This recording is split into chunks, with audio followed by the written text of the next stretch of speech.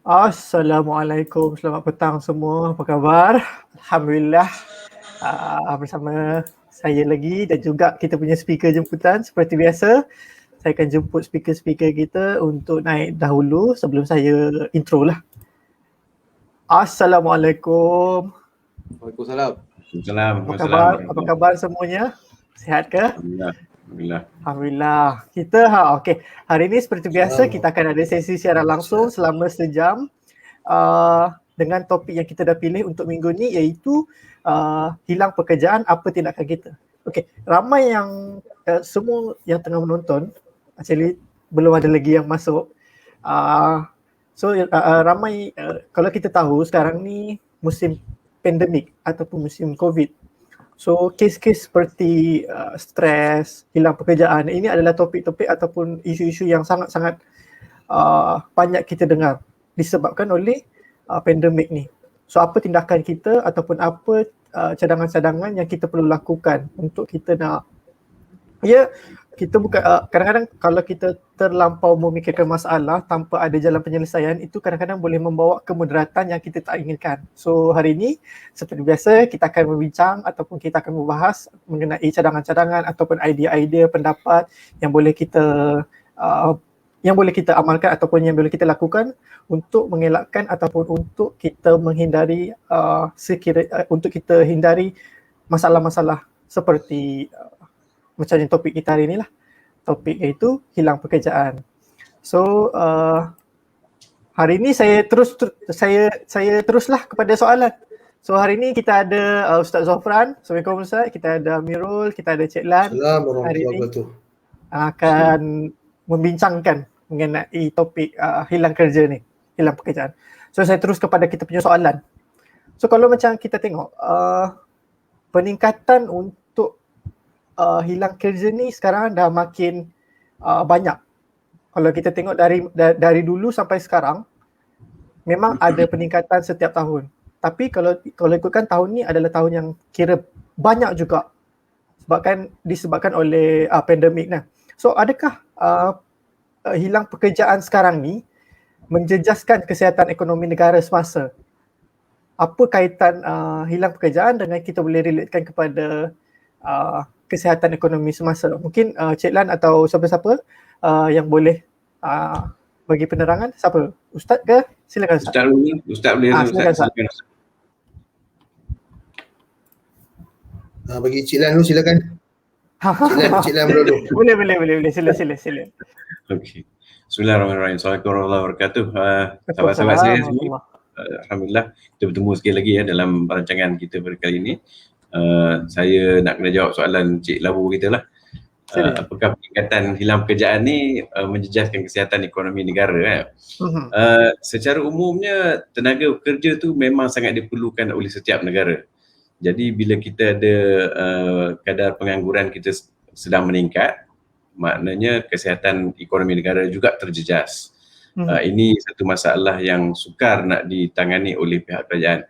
Gantilah kerajaan macam mana sekalipun, ekonomi tetap ekonomi. Ekonomi itu dia berpusing dari segi pekerjaan. Pekerjaan tu mendatangkan gaji menyebabkan kita boleh membeli barang dan barang tu dikeluarkan oleh kilang dan kitaran tu sentiasa berpusing. Maka kalau kita tutup kilang, gaji tak ada, orang beli barang tak boleh, kilang pun tak boleh produce dan tak ada kitaran ekonomi pun terjejas. Jadi dari segi kitaran itulah yang menyebabkan kerajaan kita pada sekarang ni sangat pening kepala untuk nak balance. Kalau dia buka kilang, COVID datang. Dia tutup kilang, tak ada kerja. Jadi rakyat-rakyat sekarang ni dalam suasana yang sukar, tapi kerajaan juga pening kepala macam mana nak buat. Memang ekonomi itu terjejas disebabkan pekerjaan hilang. Jadi kadar pengangguran sekarang ni ada 4.6%. Saya cek Bank Negara punya statistik. Kalau silap tolong bagi tahulah, kalau yang siapa yang tahu kadar pengangguran terkini, 4.6% ni kurang sihat sebenarnya. Dia kalau boleh kita nak push it down kepada 3% atau kurang Yang tu kalau ni lah kalau boleh. Jadi sekarang ni masalahnya ialah bila tak ada pekerjaan, maka kita punya topik pada ini ialah apa yang nak kena buat untuk orang yang tak ada kerja. Jadi kita buka dengan cerita ekonomi itu supaya rakyat dapat bersabar dulu, sebab kerajaan dia buat decision dia di luar pengetahuan kita sebenarnya. kita ni boleh komplain, kita boleh bising, tapi tengok tak, kalau kita duduk di atas umpamanya, kalau kita buka kilang memang orang dapat kerja, ya, orang dapat gaji dan sebagainya, kita ada gaji, tapi orang kena COVID, kena tutup kilang balik. Nampak tak? Jadi itu satu benda yang memeningkan, nak buat decision sangat-sangat sukar. Jadi itu cerita kita pembuka cerita pada hari ni lah kot. Macam tu ya. Okay, Cik, Ustaz kena nak confirmkan Cik. Maksudnya rakyat ni adalah kiranya penaik ekonomi negara. Rakyat sendirilah ataupun pekerja-pekerja ni yang akan menaikkan ekonomi negara kita.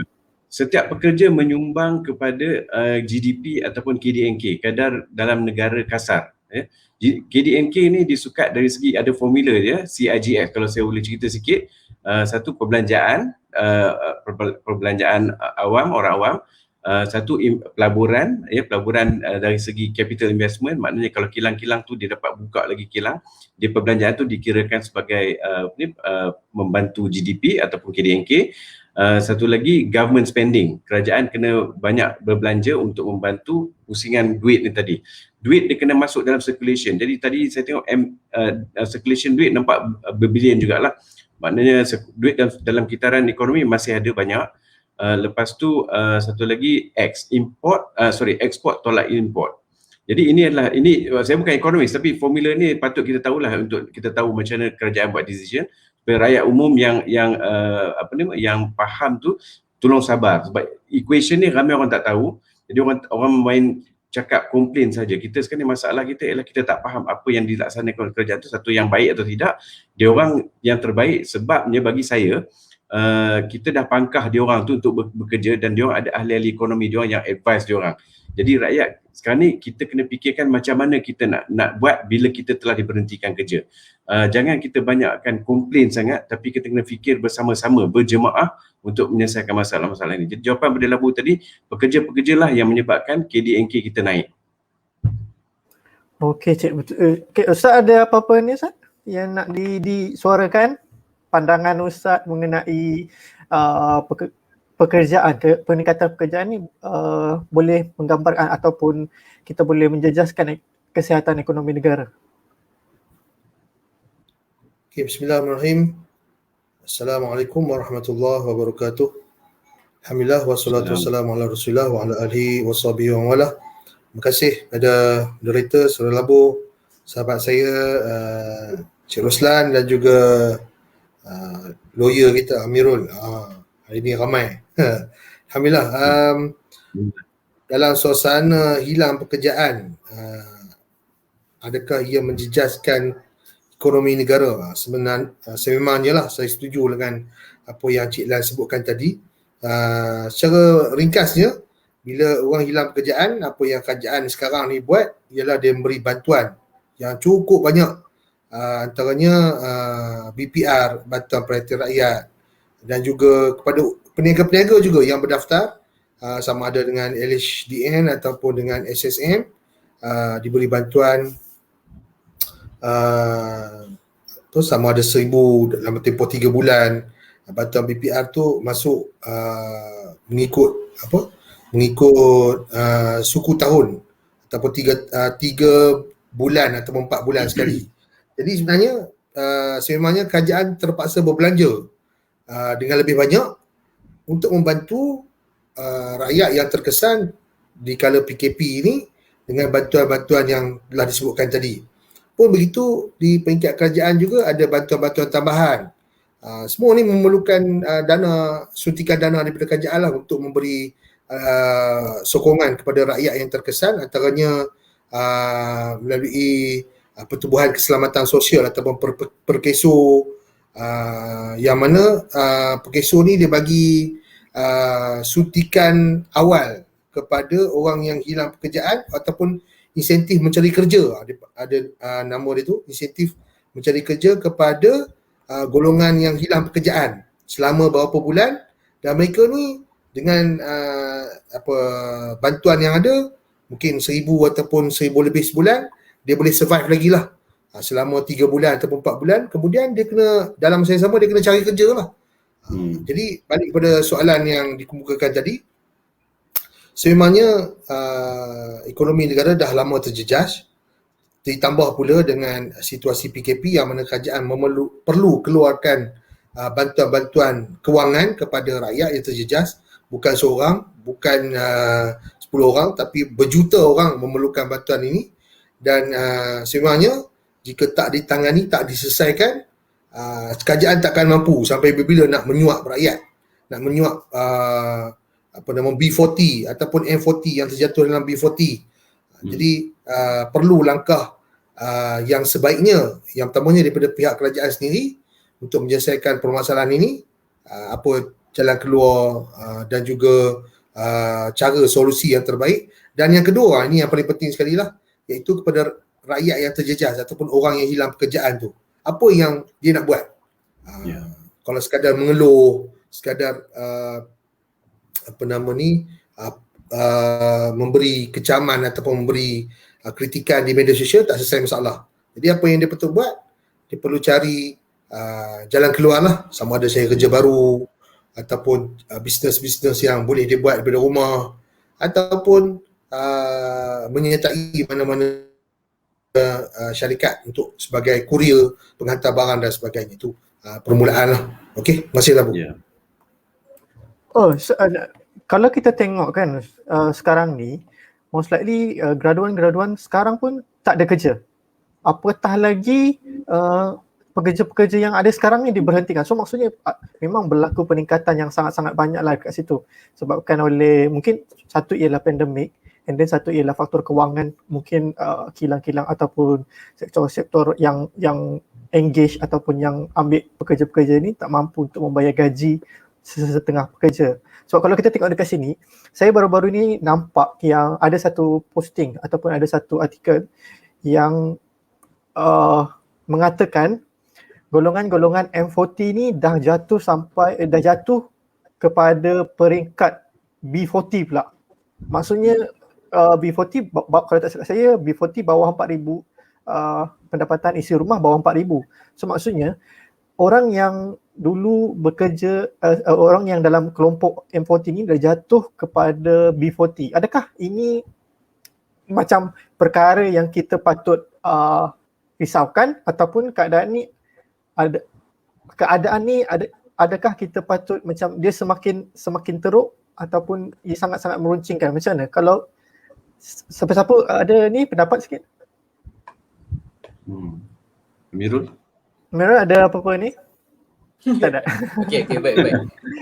Soalan Abu tu saya pun tadi ada tak kawan-kawan yang terkena ke jadi macam tu, Mirul? Saya nak tambah yang tadi yang soalan yang pertama tu.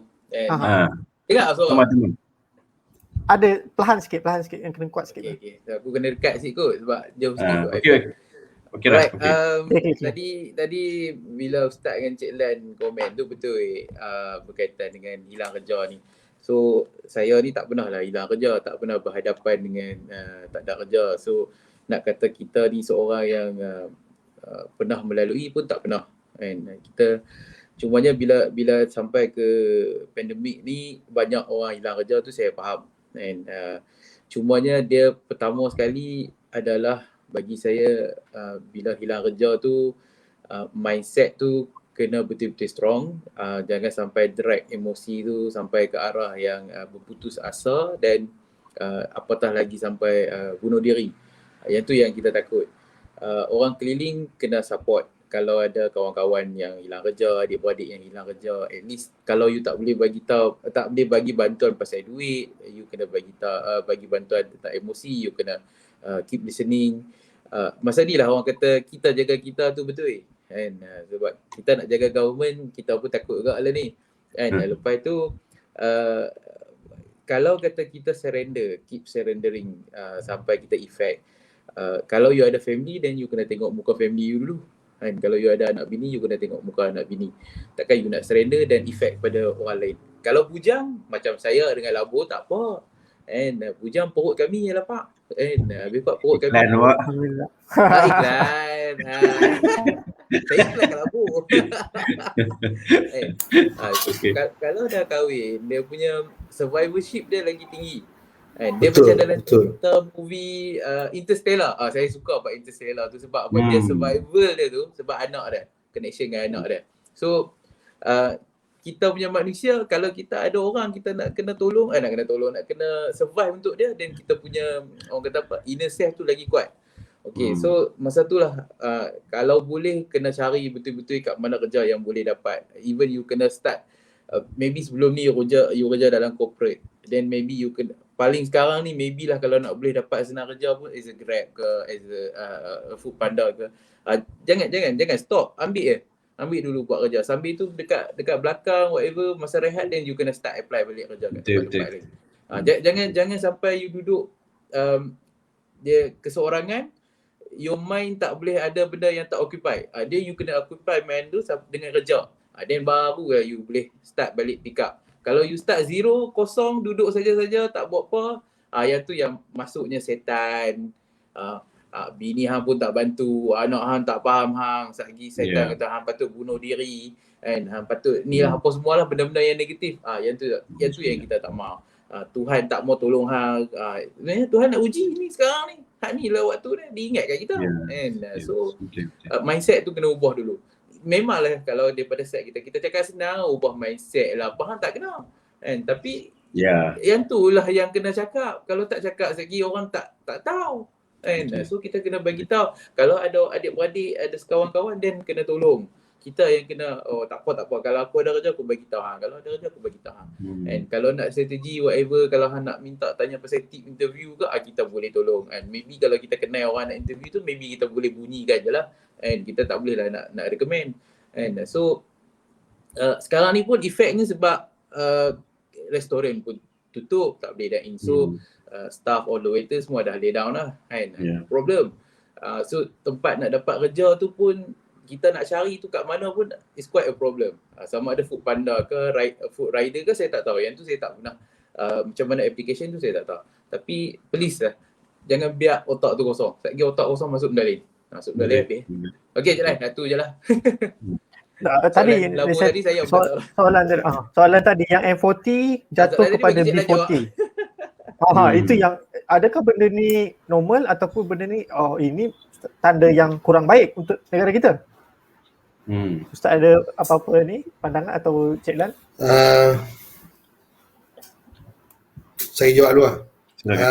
Bila Bismillahirrahmanirrahim, grup B40 penggunaan istilah tangga pendapatan ataupun tangga gaji ni baru saja, kalau tak silap saya dalam 4 ataupun 5 tahun lepas lah.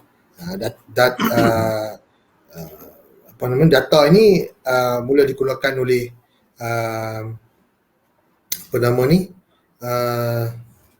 yang buat apa? LHDN, perangkaan, Jabatan Perangkaan. Statistik, Jabatan Perangkaan. Saya ingat nama Melayu je. Jadi melalui Jabatan Perangkaan ini mereka buat kajian ataupun suaksidi turun padang melihat keperluan yang ada pada setiap orang lah. Alhamdulillah saya pun ada sedikit lah, tak banyak, sikit je pengalaman dengan Jabatan Perangkaan ni. Pernah jadi pengkaji turun padang di kawasan, khususnya di Ipoh lah, melihat kepada suasana yang masa tu saya kaji tentang peranan belia dan juga isu-isu semasa berkaitan jugalah dengan gaji dan sebagainya. Jadi balik pada soalan, M40 turun ke B40, dia ada dua side lah. Saya suka melihat dua side, dua bahagian. Yang pertama sudut yang positif, yang mana orang tu dia bila jatuh, M40 jatuh kepada B40, dia boleh perbaiki balik. Dilihat dari sudut positif, dia perbaiki balik kelemahan yang dia ada dan dia cuba kawal perbelanjaan. Dia cuba bentuk perbelanjaan yang sepatutnya sahaja dia belanja, yang tak sepatutnya tak perlu dibelanja. Contohnya orang yang memang dah biasa dengan kereta besar, kemudian perbelanjaan pun tinggi, smartphone sampai 3-4 biji, Astro dan berbagai lagi lah. Jadi golongan ni bila jatuh ke B40 kerana pandemik, kerana PKP ni, mereka perlu ubah perbelanjaan, ubah gaya hidup. Jadi baguslah. Maksudnya dia sedar. Dengan syarat dia fikir dengan positif lah, sebagaimana perkongsian Amirul tadi. Jangan duduk sorang-sorang, nanti fikir negatif sampai cari jalan singkat dengan cara yang tak sepatutnya berlaku, iaitu bunuh diri. Jadi waktu inilah support family support perlu, sokongan daripada keluarga, suami, sokong isteri, sokong suami, anak-anak dan sebagainya untuk menguatkan keadaan. Okey, dari sudut positif. Dari sudut negatif pula saya lihat ialah bila M40 ni yang sebelum ni boleh memberi pulangan seperti cukai ataupun zakat kepada agensi kerajaan ataupun kerajaan sendiri, sekarang ni mereka tak mampu bayar zakat. Sekarang ni mereka tak mampu untuk memberi pulangan kepada komuniti ataupun masyarakat. Jadi ini pun sedikit sebanyak memberi kesan kerana di pihak kerajaan terpaksa menyuntik pula dana untuk mereka ni hidup, dan menyuntik khususnya pengalaman saya, orang yang menerima GKP, Geran Khas Prihatin ni, dia telah masuk sesi, tak silap saya dah masuk kali ke-4 kerajaan bantu. So overall tak silap dalam 4,000 ataupun 5,000 lah. Ini nanti akan masuk lagi dalam bulan November ataupun bulan Disember, 1,000 lagi. Jadi kerajaan terpaksa keluarkan dana untuk bantu golongan sebegini. Jadi sememangnya memberi kesan yang sangat boleh katakan, nak kata terlalu teruk, itu memerlukan fakta ataupun datanya. Cuma saya boleh katakan bila golongan M40 ni jatuh seakan-akan terjun tiruk ke B40, yang memberi kesan yang agak kurang baik kepada pertumbuhan ekonomi negara. Jadi sepatutnya mereka perlu melihatlah macam cadangan saya sendiri dari sudut yang positif lah. Ini yang dari sudut negatif.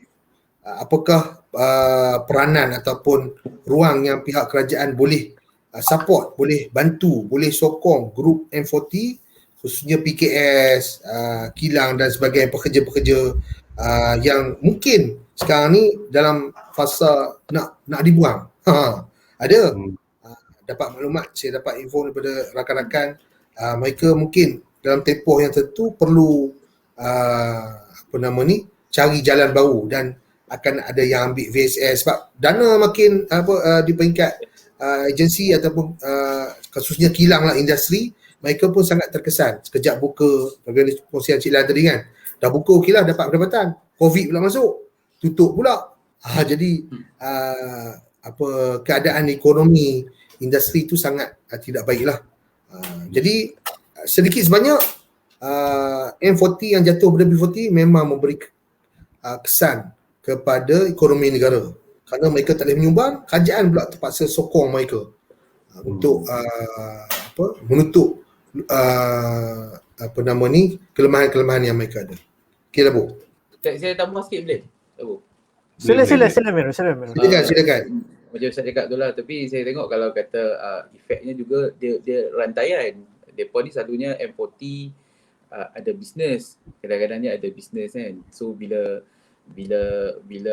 business drop, then orang lain pun, staff pun semua tak boleh survive, then dia kena, orang lain pula ada efek. So katakanlah itu saya baca satu artikel, satu perut staff maybe dekat rumah ni ada lagi 2-3 perut kan, so jadi 4 perut. Kalau ada 10 staff dah jadi 40 orang efek. So dia punya chain dia tu besar kan. Itu daripada segi negatif kalau saya tengok bila satu business tu drop. And another, kalau positifnya ialah dia tu as a personal, dia lah kena ubah spending habit dia. And saya suka tengok kalau kata kita ni kena drop, kita effect pada business, which is you punya spending habit tu you kena stop, then stop lah. Kalau you ada kereta 4 biji, then you can maybe kena let go dulu 2, you kena reduce apa saja boleh reduce lah. Sebab dia orang takut, dia mindset dia ni, mindset kita ni, bila kita pakai satu kereta besar, lepas tu kita dalam keadaan kesusahan, kita tolak kereta tu, then kita ambil kereta kecil. Orang di keliling kita akan kata rugi lah tu kan, rugi lah. So kita kena deal dengan perasaan malu tu, tapi actually nothing pun. Mereka pun tak boleh buat apa kat kita, hanya boleh bunyi saja. Bunyi je lah. Tapi kita yang punya survivorship, you nak fikir maruah you kan, you nak fikir anak beranak dekat belakang. Yang tu yang paling penting. So kalau kata kena reduce, then reduce lah. This is the time lah kan. Sebelum ni kita pun dah enjoy kan. You proud of yourself, then you kena drop lah. Tak ada masalah lah bagi saya. Okay, alright. Okay, thank you. Okay, daripada pandangan saya sikit lah. Okay, just nak explain pasal kenapa dia panggil 40, kenapa dia panggil M40, B40 ya. M40 ni maksudnya middle class 40%. Jadi kalau kita campur bottom 40, campur middle 40, top 20, jadi 100% lah. Jadi yang nak kata M40 jatuh kepada B40 ni bukan semua 40% jatuh pada B40. Mungkin yang jatuh tu 10% saja. Mungkin 20%. Saya tak ada statistik lagi, tapi perubahan tu ada berlaku, tapi bukan semua 40 tu jatuh ke bawah. So dia ada kira statistik dia ada median. Dia yang tengah tu dia akan kira pada median tu. Jadi bila dia buat kiraan macam tu, nanti dia akan ada adjustment lah. Mungkin tangga gaji dia pun dia akan berubah kemudian lah. Jadi the point nak bagi tahu ni, bagi saya yang paling pertama sekali kan, kalau misalnya rakyat nak marah pada siapa-siapa, saya minta maaf lah, saya kata rakyat boleh marah tapi channelkan kemarahan kepada billionaires. Tolong channelkan kemarahan kepada billionaire, bukan pada kerajaan. Billionaires ni tadi, sebab billionaires ni tadi dia orang dapat banyak imbuhan-imbuhan dan banyak favoritism daripada kerajaan-kerajaan, daripada kerajaan terdahulu, daripada zaman Tengku lagi. Contohnya kan, yalah kita tahulah billionaire yang buat bisnes tak halal tu, kira dia billionaire dengan cara tak halal lah kan, biarkanlah kat dia. Tapi sebenarnya dia ada tanggungjawab kepada masyarakat. Katakanlah kalau kita aturkan balik semua billionaire di Malaysia ni kan, mungkin kita terdapat orang Islam mungkin 3-4 orang tu yang kita tahu muka-muka mereka ni. Bagi saya tolonglah kan, letakkan satu unit trust, bukan unit trust, amanahkan wang anda seperti macam kita ada Bill Gates Foundation dan sebagainya. So billionaire ni sepatutnya contribute kan daripada 1% daripada aset dia orang. Jadi kalau tuan-tuan tengok kan, kita ada multi-millionaire pun banyak. Kita cerita billionaire, kita ada multi-millionaire. Multi-millionaire ni maksudnya lebih pada 2 juta ke atas. Kita ada yang ada aset 500 juta, 600 juta dan bawa kereta Lamborghini 5-6 biji dan sebagainya. These are the people yang sepatutnya kita marah kat dia orang sebab dia orang tak tolong kita. Kita tolong dia orang, kita bekerja untuk dia orang, kita mengkayakan dia orang, dan dia orang punya value tu jauh. Di sini saya nak bagi tahu dia punya gap income tu sangat besar. Bukan bermakna dia 100 kali pandai pada kita, tidak. Otak dia tu bukanlah bijak macam mana. Dia bukan jual goreng pisang 100,000 goreng pisang sehari. Bukan maksud dia macam tu. Dia orang tak macam tu. Cumanya dia jadi billionaire sebab saham-saham mereka dibeli oleh semua syarikat-syarikat bilion dolar yang lain. Maka mereka akan pump in duit ke dalam trillion dollars duit ni tadi, the fund duit fund ni datang daripada luar negara, datang dari dalam negara. Jadi all this duit dimasukkan dalam bursa saham dan dia memegang saham dia meningkat, harga saham dia, satu unit saham dia meningkat, maka dia totalkan semua ni, aset dia makin meningkat lah. Itu jadi macam Jeff Bezos dan sebagainya. Dan kat Malaysia pun kita tak payah cerita lah kan, dia top lah 7 orang tu bukan orang Islam lah, tapi yang orang Islam yang duk ada tu sebenarnya saya pun tolong Canon jugalah kan. Tuan-tuan dan puan dah kaya gila-gila tu, tolonglah buka satu fund untuk membantu orang-orang yang tak ada gaji terduduk ni tadi. Dan kalau ikut kiraan saya kan, dengan hanya RM2,500, kita lepaskan pada paras kemiskinan, which is RM2,200, RM2,208 tu, tolong billionaire, kirakan berapa household kat Malaysia ni. Saya dah buat kiraan dah tuan-tuan, saya dah buat kira. Tolonglah sampaikan duit ni ke dalam satu dana dan bantu lantik agensi kerajaan untuk sama-sama menangani duit ni dan boleh diagihkan kepada orang. InsyaAllah kalau benda ni dibuat, sekarang billionaire ni dan multi-millionaire ni yang bertanggungjawab ni tadi, dia boleh membantu menaikkan ekonomi Malaysia, dan maka mereka ini yang survive ni tadi, dia boleh duduk dalam rumah, maka PKP ni nanti akan dipendekkan. Maka semua kita nanti kan, dengan cepat kita dah divaksin kan, kita boleh mulakan balik ekonomi. Maknanya billionaires ni tadi dan multi-millionaires ni tadi, tuan-tuan dan puan, kalau nak marah ke dia orang ni bertanggungjawab boleh memulihkan ekonomi Malaysia sekali lagi, insya-Allah. Okey, itu pandangan saya lah. Jangan saya nak channelkan kemarahan daripada kerajaan duk pening kepala, tapi channelkan kepada billionaires ni tadi yang duk kipas, yang dah ada boat sana sini ya. Silakan. Saya tambah, memang betul marah sebab mereka duk lobby, mereka pelobi projek government. Exactly. Kita patut marah kat mereka. Kan, these are the capitalist yang tak ingat diri, dan dia boleh bawa sana sini kereta besar-besar ni, dia tak ingat dia tu Islam. Satu masa nanti dia akan disoal jawab. Dia ada kereta bukan kata kalau pakai Mercedes tu okey lagi, ni jenis Lamborghini minimum 6 magic ni. Kan? Supercar, Jenis-jenis supercar. macam tu. Kalau you jual satu, ada satu yang macam alhamdulillah kita ada seorang multimillionaire yang jual Volvo dia untuk funding. Macam tu kita nak. Orang macam tu yang jual Volvo dia, ingat tak baru ni?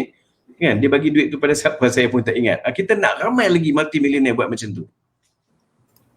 Okey. Dia So, kalau macam macam- dia bila kaya, dia takut harta hilang. Tak takut. Itu ni masalah depa ni kan. Depa duk kaya, tak duk worry, duit tu grow. Itu kapitalis. Itu bagi kapitalis, yes. Kapitalis dia nak kumpul harta je dia punya kerja dia. Ya, kan? ya. Tak menyumbang kepada orang ramai. So mungkin kalau macam Yes. Government sendiri pun dia ada polisi dia untuk meningkatkan ataupun memperbanyakkan industri pekerjaan. Tapi still ikut situasi juga. Kalau macam sekarang tengah PKP mestilah kurang kan. Tapi government yang banyak buat polisi untuk nak meningkatkan pekerjaan. Tapi kalau macam sekarang, adakah pekerja-pekerja ni patut ataupun buat dua kerja dalam satu masa?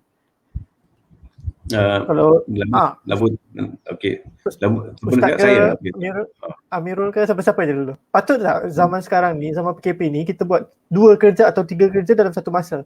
Sebabkan oleh situasi sekarang ni, situasi pandemik ni, untuk kita mengelakkan daripada kita dibuang kerja ataupun kalau kita dibuang kerja at least kita ada tu kan. Silakan. Saya rasa patut kalau mampu nak buat. Kalau you ada masa. Ikut management time lah kan, pengurusan masa kan. Boleh buat, tak ada masalah. Itu ada kemampuan dia lah. Ada kemampuan bergantung pada diri. Dia satu yang penting kesihatan tu. And first is kesihatan. Kalau you push terlalu kuat sampai you tak rest, then you ada efek yang lain. Yang tu saya tak sure-kan lah. Jangan buat macam tu.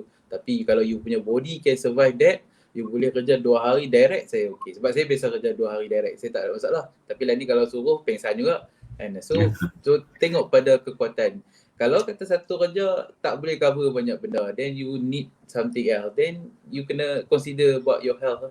Kalau kata you punya body can survive for 2 kerja, go on. That's better. Kalau tak boleh, then you kena fokus satu kerja tu, buat betul-betul ya. Jangan buat memang sampai you kena buang kerja. Tu lah. Kalau kena buang kerja, sayang pula kan.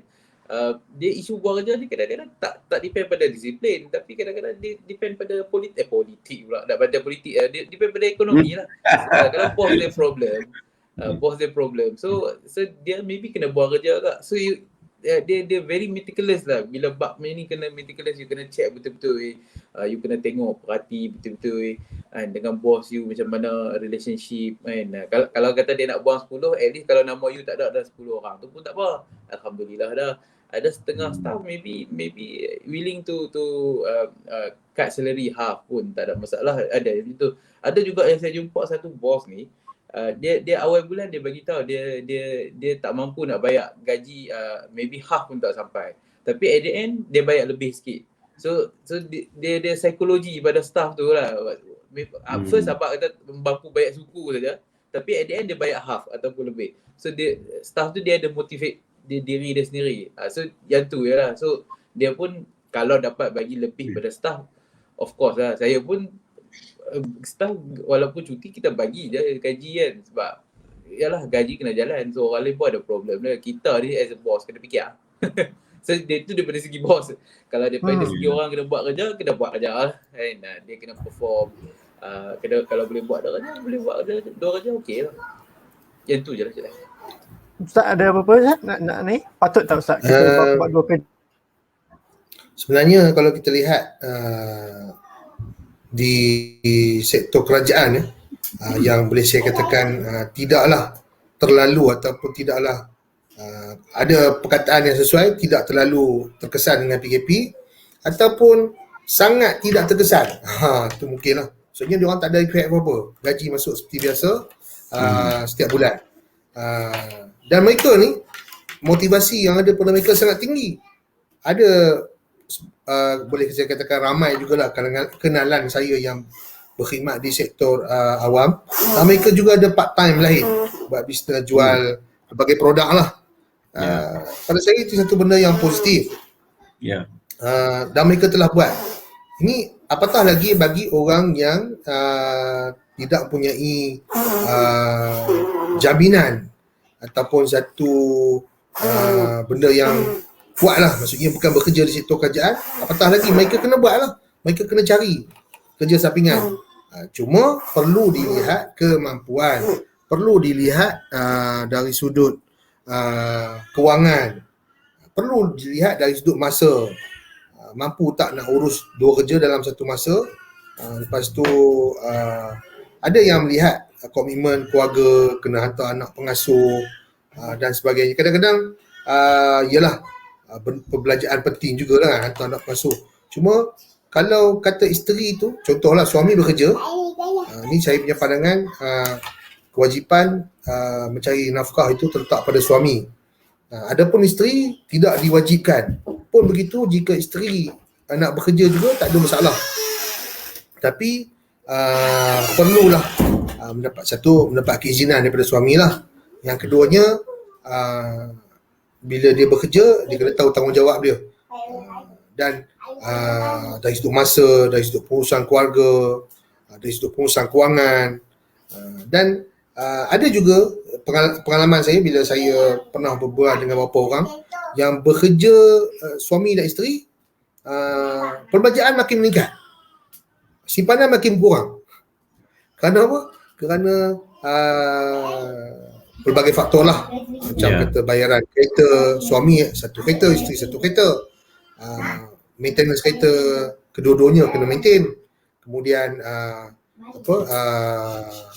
kos pengurusan anak, tanggungan dan sebagainya. Jadi benda-benda tu akan meningkatkan perbelanjaan. Adapun sebahagian suami yang mana dia sahaja bekerja secara sepenuh masa, isteri daripada rumah, ataupun daripada dulu lagi istilah ni telah ada, cuma tak dihebahkan lah, WFH, work from home. Memang isteri ni dah bekerja dari rumah dah kan.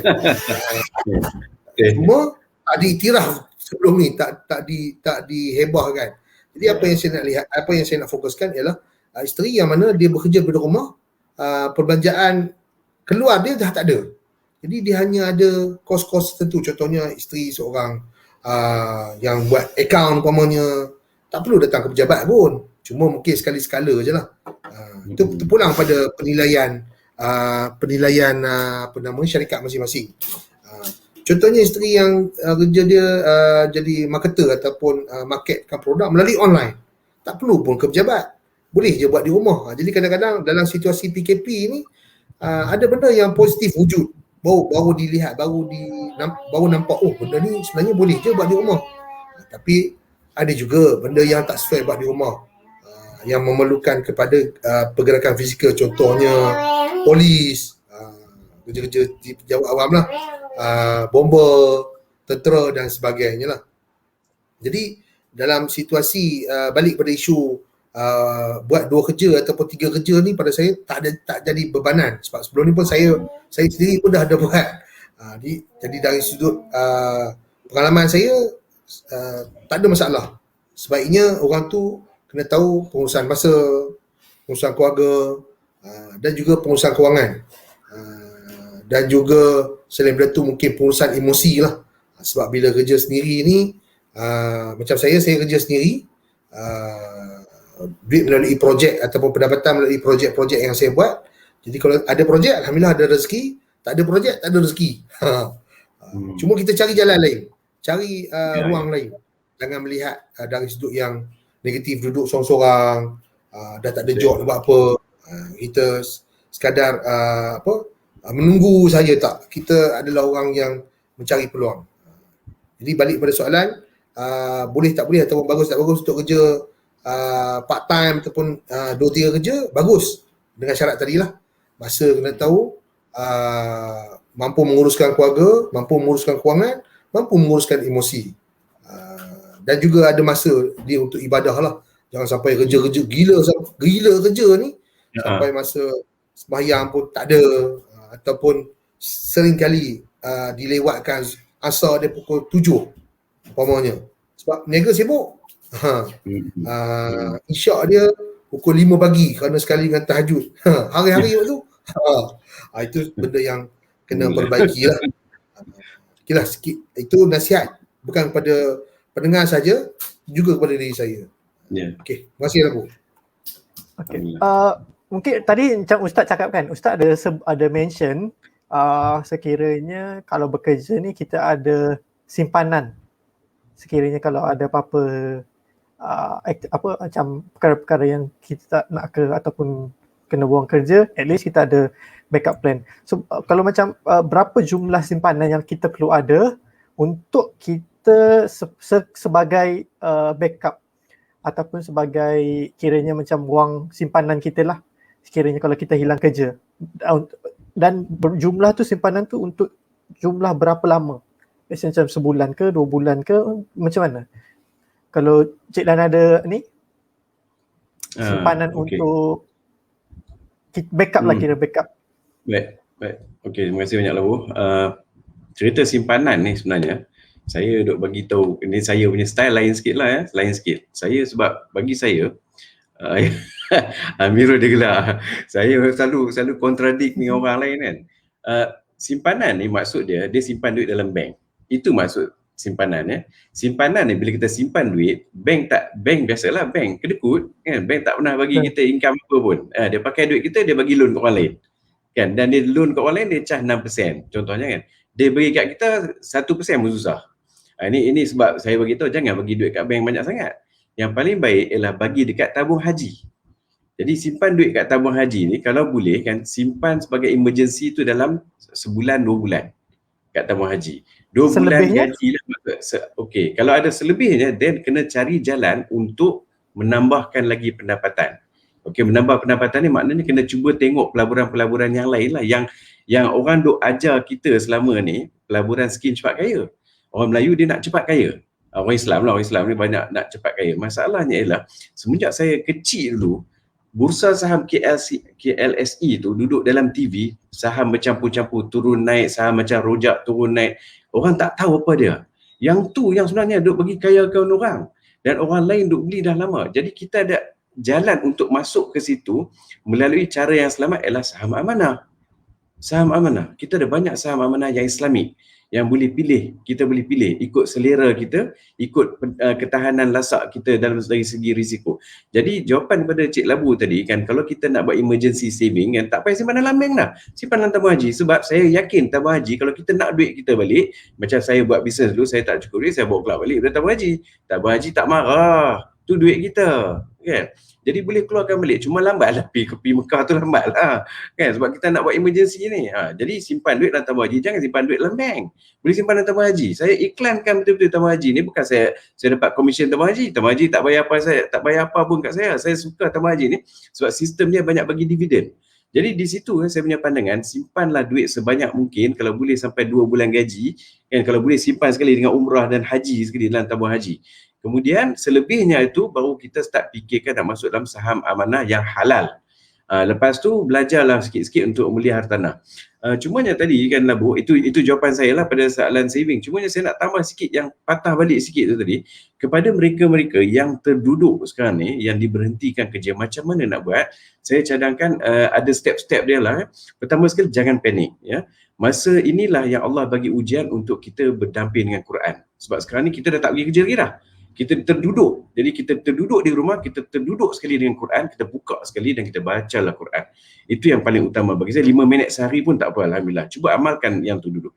Kemudian bila kita dah tenangkan jiwa kita, kita duduk bersama suami kita atau duduk bersama isteri kita, kita berbincang tentang keuangan kita. Kita cek balik adakah kita ada saving selama ini. Kalau kita tak ada saving umpamanya, apa kita perlu buat? Okey, kita boleh downgrade. Kalau kita dulu pakai 2 kereta, boleh tak kita let go 1 kereta? Contoh. Okey, cuba cari aset-aset sehingga kan kita mungkin ada selama ni kita ada pinggan mangkuk mahal-mahal sebagainya, mungkin kita boleh buat jualkan dulu kan. Jual apa yang boleh. Sebab kita nak cash tu balik semula. Kalau tak ada duit saving lah maksud saya. Kalau ada yang pandai buat bundle. Kan, kita ada pakaian kita sampai 5-6 almari penuh pakaian umpamanya kan, dan pakaian tu kita nak pakai sehari setahun, kita pakai pakaian macam tu, jual pakaian tu, buat bundle jual kan. Jadi kita cuba downgradekan balik kita punya cara kehidupan kita. Jangan panik dan jangan kita sebabnya kan bank telah bagi kita peluang untuk ambil moratorium.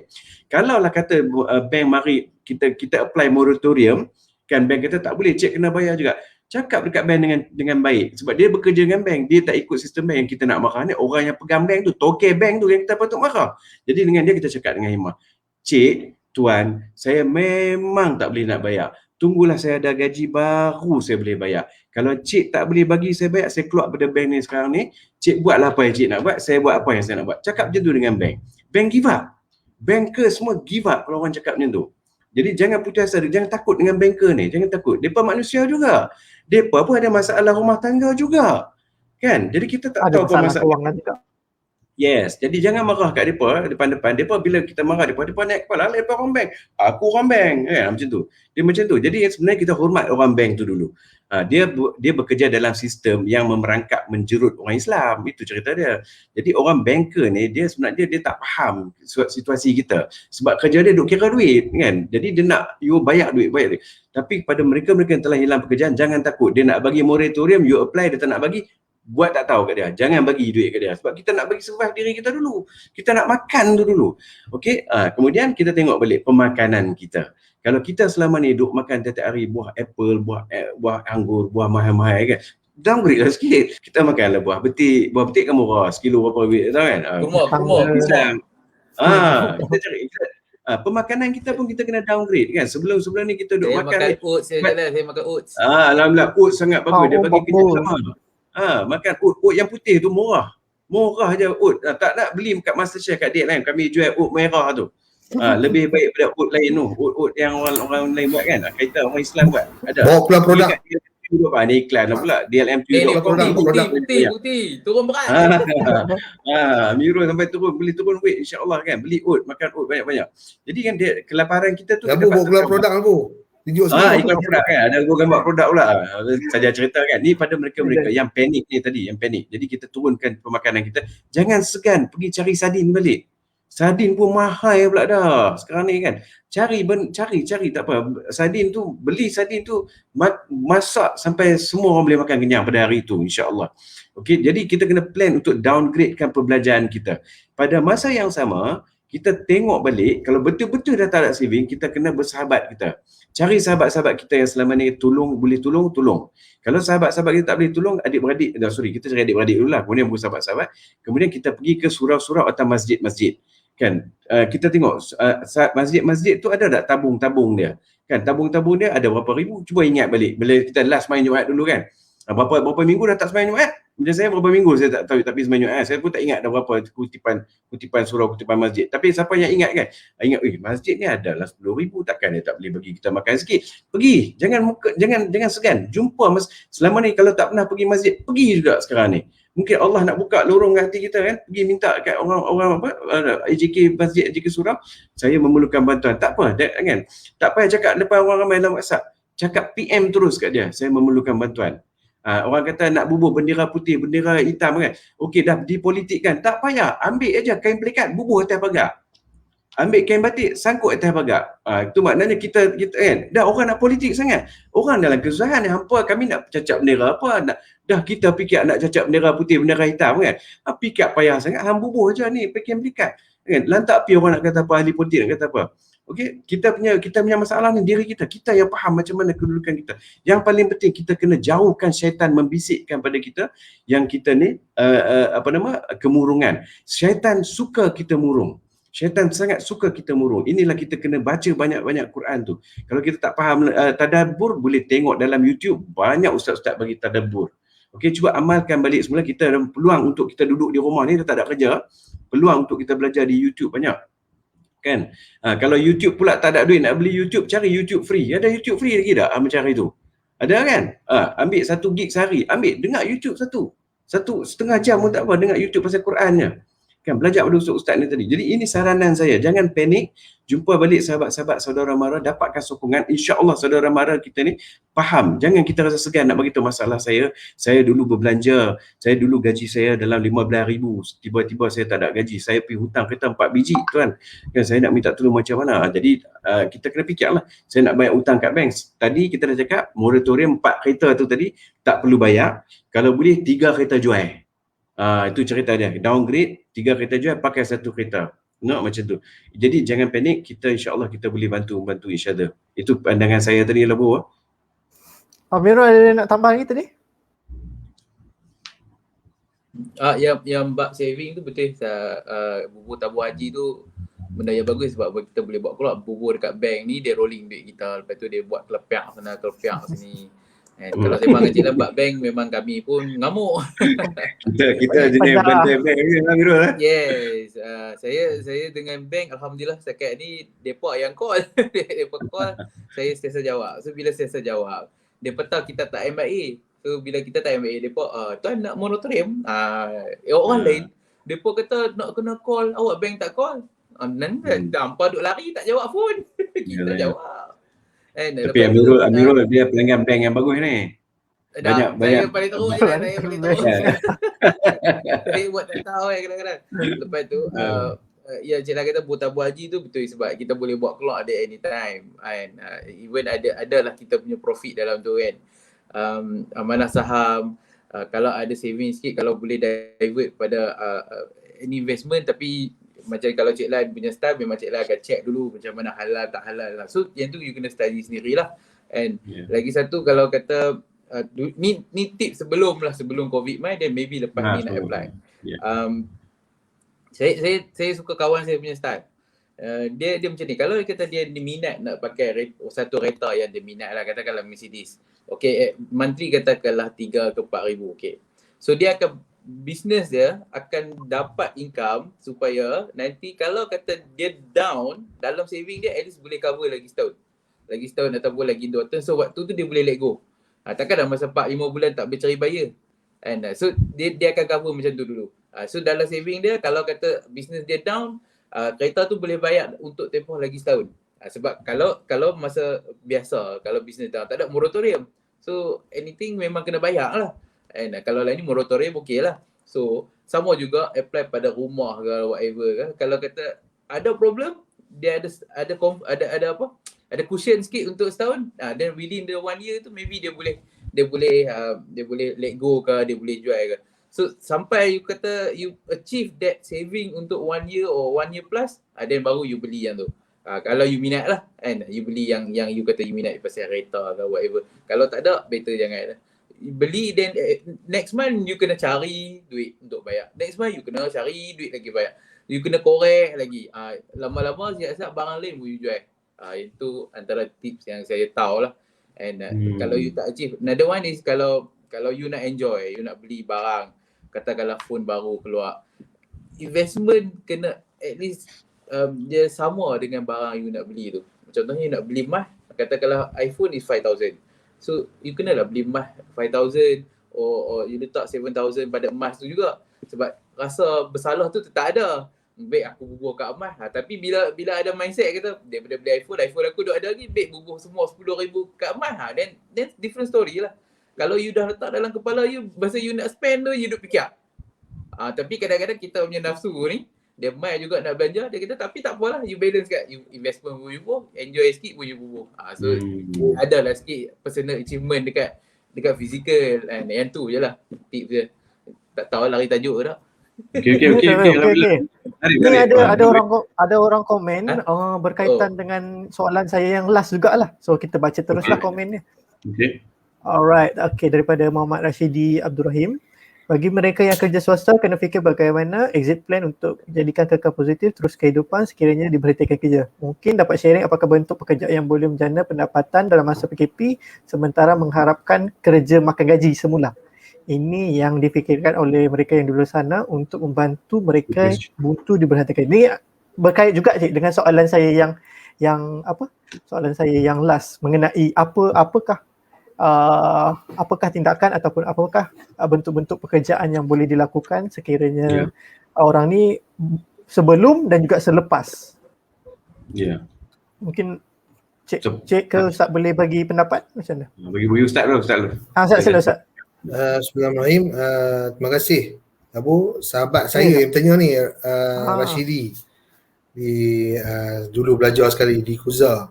Okey, saya rasa platform DLM lah salah satunya adalah platform untuk menambahkan pendapatan bagi orang-orang yang mencari peluang kerja baru, jadi ejen ke, jadi ada dia punya dia punya level dia lah. Mungkin dropship, ejen, stockist. Jadi DLM ni antara platform lah. Sebab sebahagian orang tak kenal. Jadi mungkin melalui maklumat ataupun promosi ni orang kenal lah. Macam mana nak tambah pendapatan ataupun cari bisnes-bisnes baru.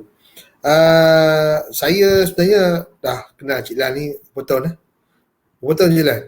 Lama. Lama.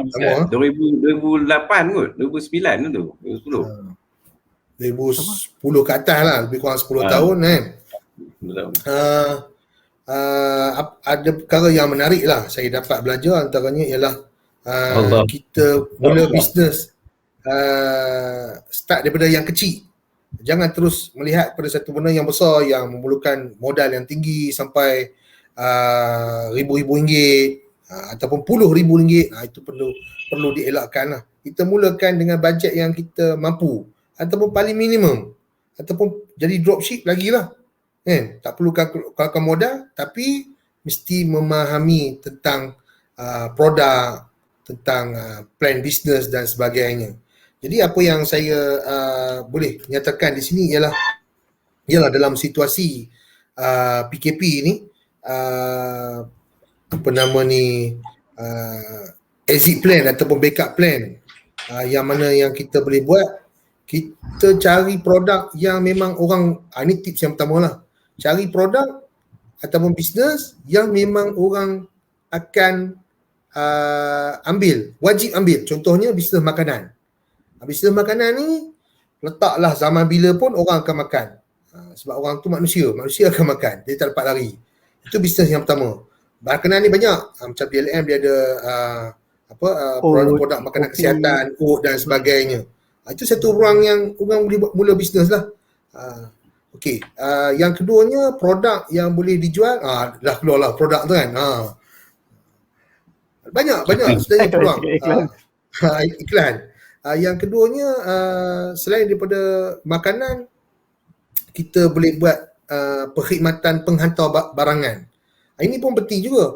Betul. Kerana ambil charge mungkin dalam RM5, mungkin dalam RM6 sebagaimana yang viral hari ni lah, ataupun heboh, Foodpanda-nya, GrabFood dan pelbagai lagi medium. Sebenarnya itu medium yang terkenal. Medium yang terkenal buat daripada rumah. Runner, letak nama Runner Ipoh ke, Runner kalau di Ipoh lah, kalau di Sungai Petani, Runner Sungai Petani, Runner Terengganu, Runner KL. Jadi mereka ni kerja dia akan buat penghantaran, ambil barang, hantar, ataupun hantar barang sahaja di pusat-pusat tertentu. Jadi boleh buat dengan syarat ada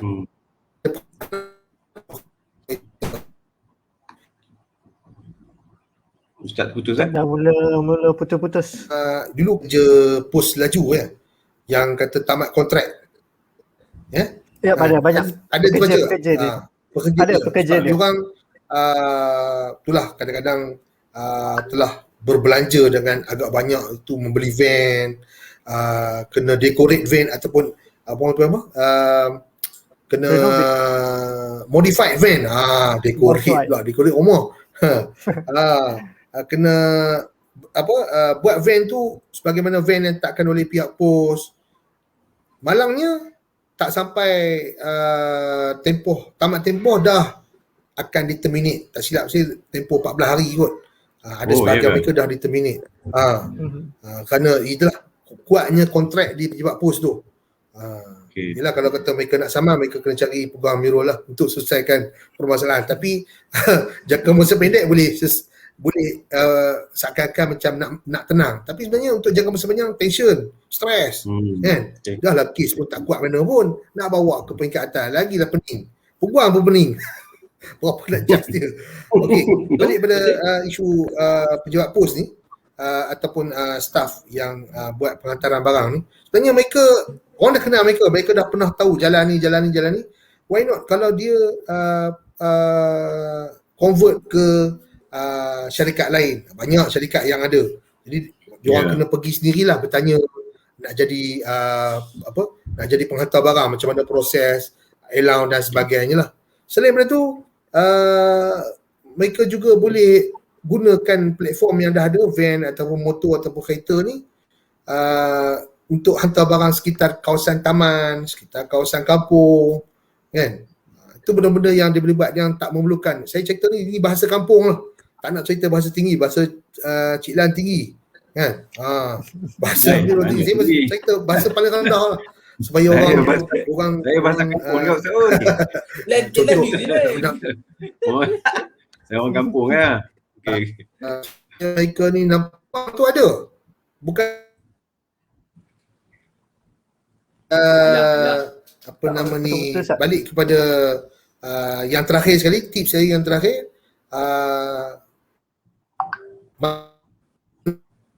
Tip putus. WhatsApp group, jangan share. Kadang-kadang ni lah perkongsian saya dah lama dah berkaitan dengan isu ni. Orang share benda yang tak sepatutnya di share dalam group. Bukanlah benda tu salah dari situ undang-undang. Okey, line clear? Macam tu. Okey. Saya loading sikit. Okey, dah clear. Okey dah.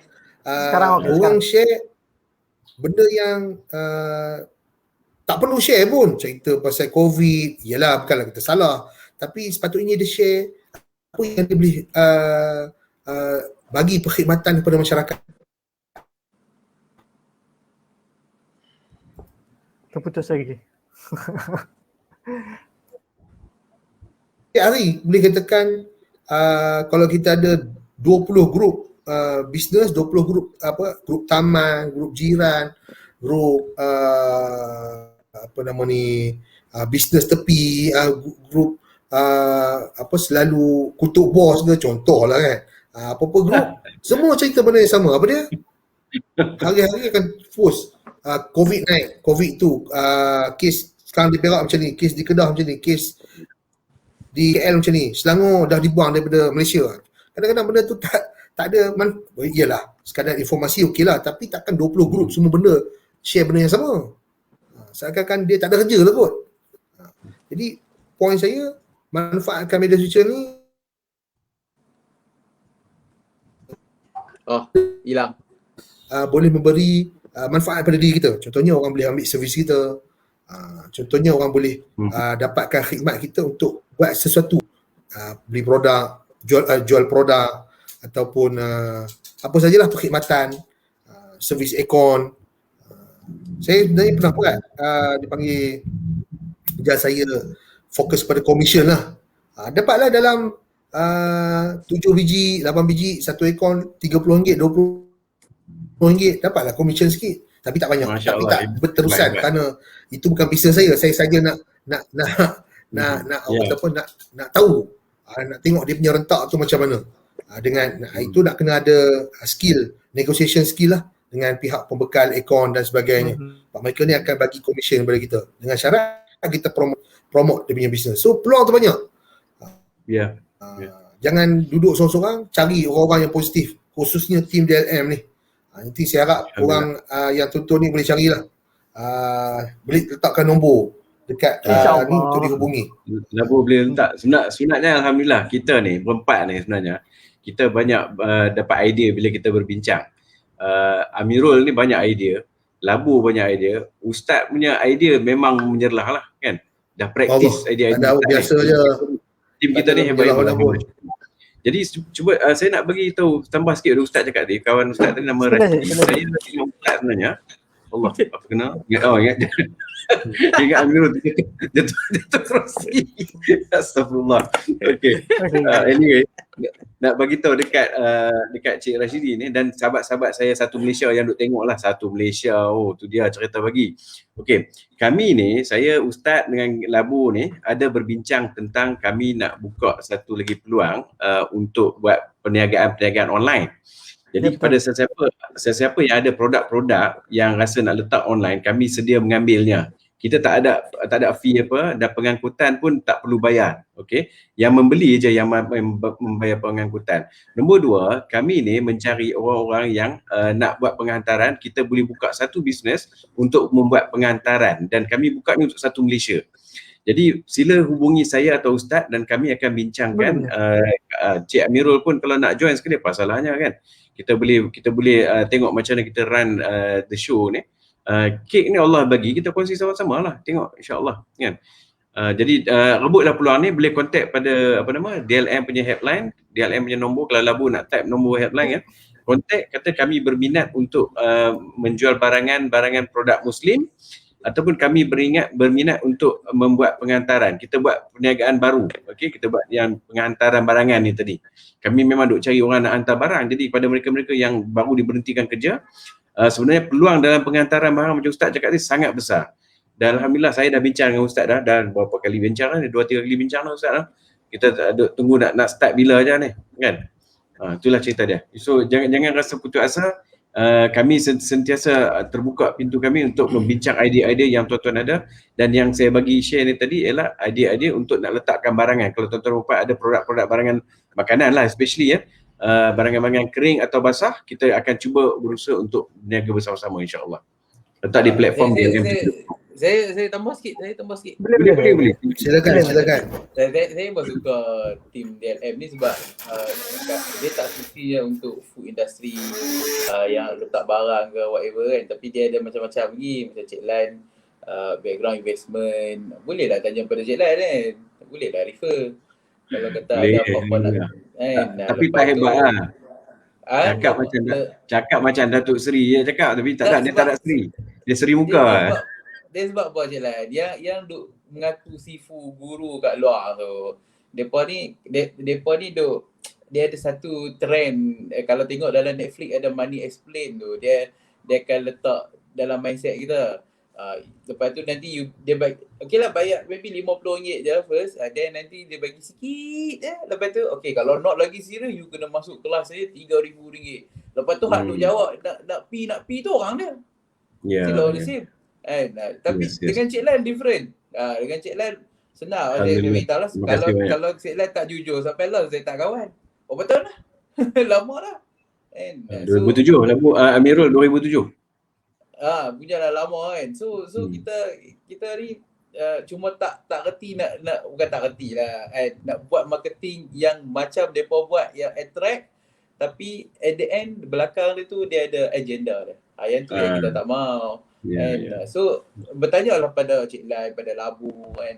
Kalau tanya saya selalunya kalau nak berniaga online lah, prefer Labu lah. Labu tahu nak buat macam mana. Saya macam tu. Saya pun tak apa nak reti sangat. Lepas tu kalau tanya bisnes apa yang sesuai, memanglah dropship macam Ustaz kata tu is good, tapi dia ada macam internetnya, then you kena kira lah berapa. Dia of course ada modal. Modal tu yang kena calculate, kena calculative sikit kat situ. Barang ialah kita free, tak ada apa. Tapi siapa tak ada internet, semua ada orang internet kan. Pakai je lah kan, pakai mega post, nak tahu skill, strategi apa kan. Lain saya rasa kalau berniaga ni, kalau ada modal untuk buat runner service, boleh kita buat insya-Allah runner service. Yang tu bagi maybe you yang pada yang gegasi yang color pink ke color hijau ke ni, you buat sendiri, dapatkan 5 klien dulu, 5 customer. Then the next customer nombor 6 tu maybe you boleh dapat yang besar sikit. Nombor 7 besar lagi. Sebab apa? Saya bagi tahu yang besar-besar yang gegasi ni dia ambil banyak. Kick dia banyak tu banyak. Kalau hampa boleh beat kat situ memang bagus. Amirul, kita buat profit sharing dengan depa. Maknanya depa pun sebagai toke juga. Sambil dia buat motor tu, depa pun toke juga, profit sharing. Kita akan buat sistem macam tu. Yes, sistem tu hampa nak ambil masa nak develop lama. Depa ni dulu ada team. Memang dah besar dah, depa just copy paste. Macam hampa nak buat sendiri, sistem tak ada. So Cik Lan ada. Tapi kita buatlah profit sharing dalam style. Hampa pun owner dalam bisnes tu. Kalau hampa nak buat seorang, teruskan. Tapi nak develop sistem tu yang ambil masa. Nak develop sistem, macam mana nak deliver, macam mana sistem apps kan. Better ada team. So at least tak ada lah kita tu lah gegasi yang dok ada ni. Dia pun pressure, dia pun cekik orang-orang. Kan, cekik vendor, cekik orang ni. Dua-dua side dia cekik tau. Yes, Shopee pun lah tak boleh pilih dah siapa courier. Kan? Tak, courier depa yang fix kan. So seller dalam tu pun ada problem juga. So Depa besar, depa tak dengar suara kita. Baik kita ni develop ekonomi sama-sama kita lagi bagus. Yang tu ialah tambah last. Ya, Okay, Alhamdulillah. ya, most likely apa pekerjaan yang sesuai saya rasa dia lebih kepada online dan juga digital. Yang tu paling mudah lah kalau siapa-siapa yang nak tambah pendapatan ke apa kan. Yang itu antara pekerjaan yang mudah dan juga boleh fleksibel sikit masa dia. Tak semestinya kalau let's say kita ada part time job ke, kadang-kadang ada yang ikut masa, tapi kalau macam online ni ikut kemampuan kita sendiri dan juga ikut masa kita sendiri. Kita yang uruskan masa untuk buat perniagaan ke ataupun apa-apalah. Nak buat kelas online ke pun boleh, tak ada masalah, ikut kemampuan kita sendiri. So banyak je peluang-peluang yang ada sekarang ni. Dia macam sekarang ni kan saya tengok dia lebih kepada ada sesetengah bahagian ataupun ada sesetengah sektor yang meningkat. Ada sesetengah sektor ataupun sektor pekerjaan yang menurun. So apa yang kita perlu buat ialah kita buat macam Ustaz cakap tadi, buat benda-benda yang orang nak ataupun bekerja ataupun berniaga ke arah apa yang orang nak. Contoh macam makanan. Makanan memang orang sentiasa akan berterusan sampai bila-bila. Contoh macam khidmat pengantaran. Pun tengah macam naik sekarang ni. So itu antara pekerjaan-pekerjaan yang boleh dilakukan kalau tanya saya ataupun bagi pendapat saya semasa PKP ni untuk nak tambah pendapatan ke ataupun nak buat saving ke pun itulah cara-caranya. So alhamdulillah sekarang ni kita dah sejam lebih kita dah bersiaran. So terima kasih Ustaz untuk sesi kali ini. Terima kasih Ustaz, terima kasih Amirul, terima kasih Cik Lan untuk sesi live kali ini. Alhamdulillah banyak juga macam poin-poin yang kita boleh dapat, and then ada juga idea-idea baru yang kita boleh buat ataupun akan datang kita boleh buat juga. So alhamdulillah. So thank you kepada speaker dan juga kita ada tetamu khas Tuan Amirul kita. Banyak mahal kat dia. Sorry? Banyak mahal kat tuan tetamu khas. Tetamu khas Tuan Amirul. So alhamdulillah, thank you semua. InsyaAllah kalau ada rezeki kita akan betul. InsyaAllah kalau ada rezeki kita akan bersiaran minggu hadapan dengan topik yang berlainan pula. Kita akan maklumkan kemudian insyaAllah. Okey, terima kasih. Assalamualaikum warahmatullahi wabarakatuh. Waalaikumsalam warahmatullahi wabarakatuh.